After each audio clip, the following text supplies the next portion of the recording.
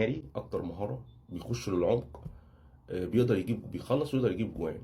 محمد طاهر ما تعرفش هو بيعمل ايه، يعني انت ما تبقاش عارف انت كمدافع قدامه ان الراجل ده هيعمل ايه. هل هو هيرقص ويخش يشوط، ولا هل هو هيعمل عرضيه؟ هو خداع، لعيب خداع. هو مش مهاري قوي زي بيرسيتاو، لكن هو لعيب خداع ماكر، بلغه كوره كده مكار.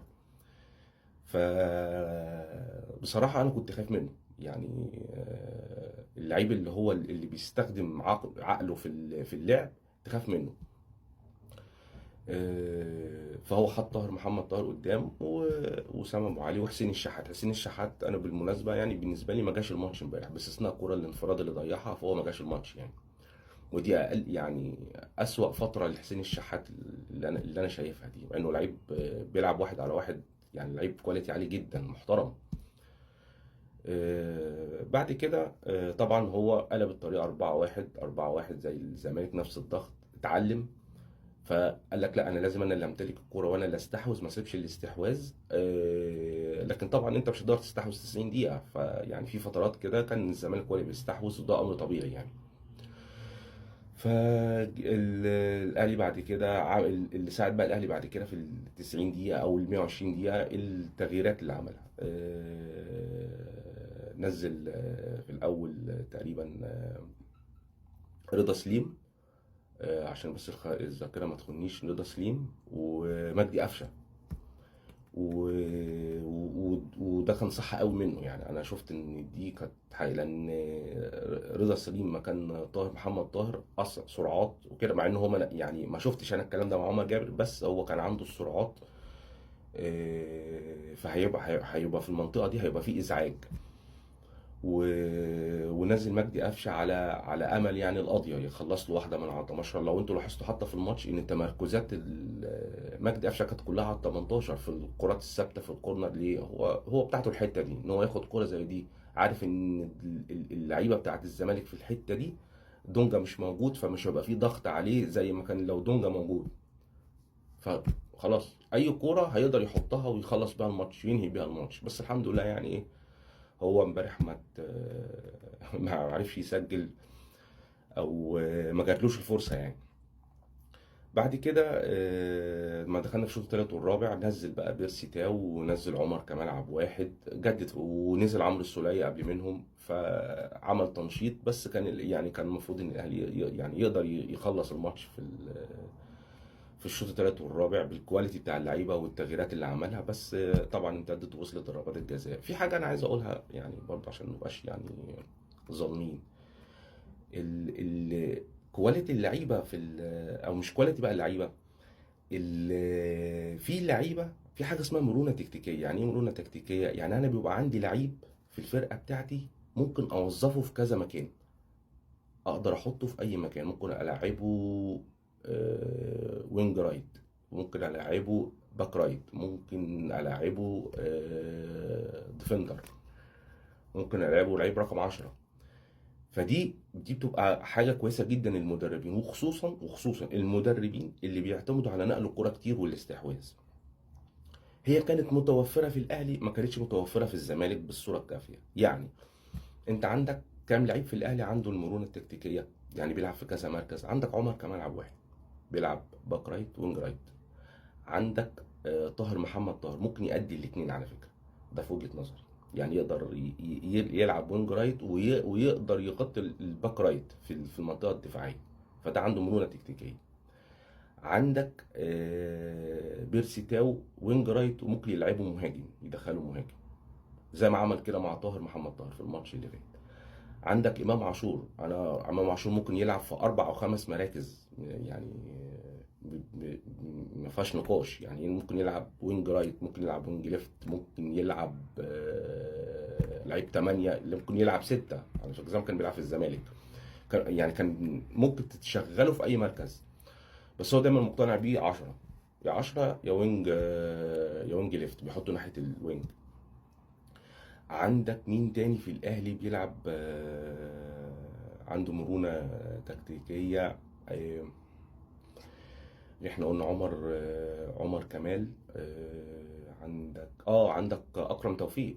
اكرم توفيق اصلا بيلعب ديفندر، لعبوا باك رايت. يعني برضو دي فعندك خمس ست لعيبه في الاهلي عندهم مرونه تكتيكيه بيلعبوا في اكتر من مركزين وثلاث مراكز. وبالرغم من كده برضه هو ما قدرش يخلص الماتش في 120 دقيقة. يعني عمل تغييرات كتير ونزل لعيبة كتير وبرضه ما قدرش يخلص الماتش في 120 دقيقة. دي برضه أنا شايفها مشكلة. يعني أنت مش بتلعب الزمالك، الزمالك لسه طالع. يعني هو كسبك في السوبر بس ده كان يعني أداء منك أنت ضعيف، أنت اللي كسبته. لكن لو أنت بتتكلم هتلاعب فرقة عندها تكتيك عالي قوي هتتعب معاها بالطريقة ديت يعني. وخصوصا ان انت يعني نقل الكرة عندك والاستحواذ مش عالي. فشخصية الاهلي دايما في الحتة دي معرفش يعني. بيجيبوا مدربين بقالهم فترة أخيرة كده بيضيعوا يعني آخر واحد كان بينفذ الكلام ده في وجهة نظر أنا، ده أعظم مدرب جه الأهلي على فكرة اللي ما كملش الموسم، فايلر. ده الوحيد اللي كان عامل شخصية للأهلي قوية جدا، وجوزيه طبعا يعني. بس يعني فايلر ده أنا بقى لأنه فنياته كانت عاليه جدا جدا يعني. لو بنتكلم عليه ده في فيديو كده لوحده يعني، عشان انا بحبه جدا بصراحه يعني.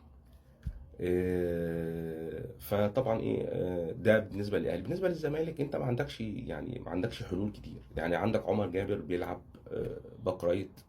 كان زمان خالص بيوظفوه في حته الديفندر، بس يعني هو في الباك رايت اكتر يعني. فده ادي لعيب. عندك مين تاني عنده مرونه؟ عبد الله السعيد. انت كنت ده توظيف يعني. عبد الله السعيد مش مرونه تكتيكيه بس هو توظيف ان هو كان بيلعب 10، انت وظفته في رقم 6 عشان تستخدمه تستخدم مهارته في نقل الكوره، ان ازاي تبني الهجمه وتطلع بيها. ده عبد الله السعيد. ما عندكش غير محمد شحاته. محمد شحاته اللي ممكن تلعبه في كذا مركز بس لسه صغير ما عندوش خبرات قويه، لكن عنده الحته دي يجي معاك. يجي الحته دي بس ما بيلعبش معاك كتير اولا وهو لسه صغير. ده بالنسبة لمحمد شحاتة. عندك مين تاني في الزمالك عنده مرونة تكتيكية؟ يعني ممكن ناصر ماهر. ناصر ماهر لعيب رقم 10، انت بتوظفه ساعات وينج لو حصلت مشكلة زي بتاعت امبارح ان انت ما عندكش او مش عايز تنزل الصفقة الجديدة لسه هتخليها ورقة رابحة. فعشان يبقى عندك لعيب بيلعب في اكتر من مركز انت ما عندكش. دي كانت مشكله الزمالك. فكان اللعيب اللي بيتصاب او في مشكله انت مش عارف انت هتلاعب مين مكانه. فدي عملت لك مشكله، وعملت لك مشكله في الاستحواذ، وعملت لك مشكله في انك انت تسيطر على الجيم على فترات اطول، لان الاهلي هو كان مسيطر فترات اطول.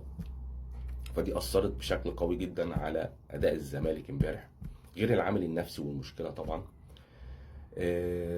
تعالى تغييرات الزمالك كلها اضطراريه.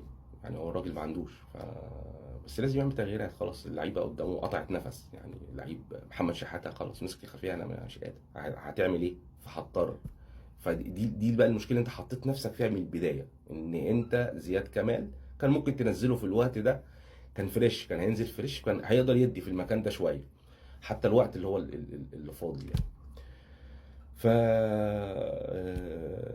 يعني دي ده كده تحليل فني سريع للفرقتين. بالنسبه للجون بتاع الزمالك، ناس كده طبعا في ناس طلعت اتكلمت وقالت ان الكره هدف، في ناس طلعت قالت الكره مش هدف، وهو كلام كده. هي يعني انا من وجهه نظري ان هو سابق بخطوه فيها تسلل. والتسلل ان هو تداخل، حصل تداخل يعني هي اتحسبت الجون اتلغى عشان هو حجب الرؤيه عن ياسر ابراهيم، فده اصبح تداخل. فهي قانونا هي لا، هي مش هدف ملغي يعني، هو ما يتحسبش، كان حق ربنا يعني، هو هدف ملغي. نيجي لضربات الجزاء. ضربات الجزاء لازم نشيد بالتركيز العالي جدا جدا للاتنين حراس، والتوفيق كان اكتر مع الشناوي لان هو ده صد كورتين وده صد كورتين. الشناوي الكرة الأخيرة جت في العرض زي كرة وسام أبو علي وخلاص. لكن في تركيز عالي من الشناوي، وكان في تركيز عالي جدا من عواد. وكان عواد عليه ضغط في الكرة الأخيرة، الكرة الخامسة اللي هي كانت الأهلي رضا بتاعت رضا سليم، لو كانت جت كانت خلاص يعني. لكن أنا من وجهة نظري رضا سليم والمسلوسي في استهتار كبير جدا في الشوطة بتاع ضربة الجزاء. يعني الاتنين شاطوا باستهتار. المدافع بتاع علي بتاع الاهلي اللي نزل برضه في الاخر يعني. طبعا هو في اضطراريه بعد كده ان انت ما بتخلص الخمسه بتخش في الخمسه التانيين، فلازم الفرقه كلها تشوط يعني. لكن من الواضح ان الاهلي كان عامل حسابه، يعني عامل حسابه عن الحته دي، ان هو لو دخل ضربات جزاء يعني كنت مأمن، وباين جدا في بقيه الناس اللي شاطت ضربات الجزاء. لكن كان في ثقة، يعني مش ثقة بقى، يعني كان في الزمالك كان نوعا ما هدوء شوية في انك انت هتكسب بضربات الجزاء. يعني تأملا ان انت الماتش اللي فات وانت كسبان الاهلي قبل كده مرتين في السوبر المصري بضربات الجزاء، فهو اخر الفترة دي كلها مش عارف يكسبك في ضربات الجزاء. فضربات الجزاء ملهاش كبير، مشيت معاك مرة او اتنين مش هتمشي معاك على طول يعني. فصعب الاعتماد. انا دايما بقول ان الفرص اللي بتيجي في الملعب هي اهم بكتير من اي تخطيط. لازم يبقى عندي اللعيب المهاجم المركز اللي يبقى مركز في الملعب ان هو يقدر يخطف ويخلص، لان ممكن كورة واحدة في الماتش هي اللي تجيب لك البطولة. شكرا.